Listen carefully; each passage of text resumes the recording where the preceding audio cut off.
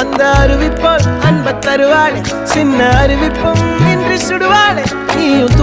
தும்மிடி ஆயுசு நூறாக என் உயிர் உன்னோட பத்திர சொத்தாக என் பார்வை உன்னோடு உன் பொம்மை கண்ணோடு பேசாமல் விண்ணோடு நாம் மிதந்து போவோம் காதாரா அடியானாலும் நான் தாங்க மாறோடு